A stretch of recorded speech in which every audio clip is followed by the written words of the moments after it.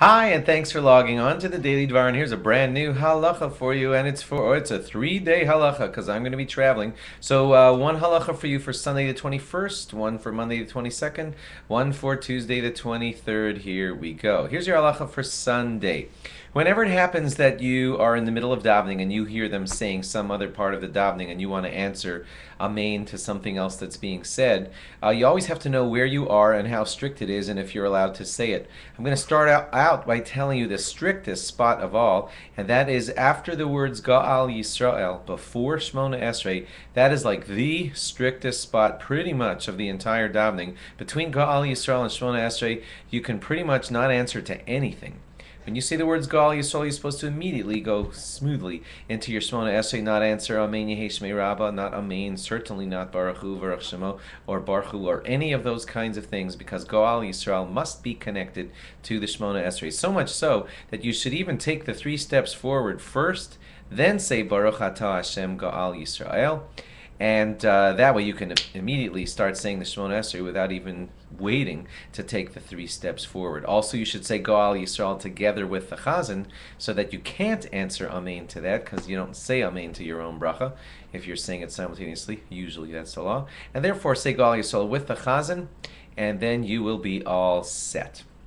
Okay, now here's your Monday halacha. Pick this one up for listening to on Monday. So if you're going to be a chazan and you want to help people with this halacha that we just taught you, here's what some chazans do. They say Baruch Atah Hashem, and then they don't say the words Ga'al Yisrael. They just say them. They just say them silently. And the reason they do that is because they figure that way no one will have an amen that they're not allowed to answer to. So I'll just say it quietly. I'll just trail off and say Baruch Atah Hashem, and not say the words Ga'al Yisrael, and that'll take care of that. Not everybody agrees that that's a good solution. Probably the better solution is just say Baruch Atah Hashem Ga'al Yisrael all out loud, nice and slowly. Gives everybody who's there a chance to catch up and say it exactly with you, and then they won't have to answer Amen, and all that will be totally fine.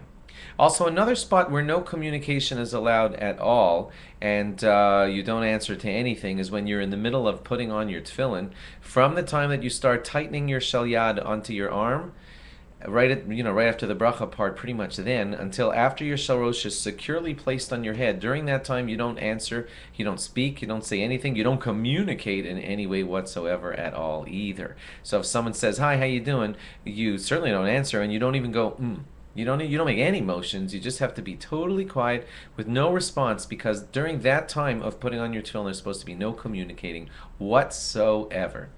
Similarly, and this will be your Tuesday halacha, okay? So pick it up right from here on Tuesday so as to learn a special halacha for that day. Also, during Shmona Esrei, the halacha is pretty much similar. You're not supposed to respond to anything during Shmona Esrei.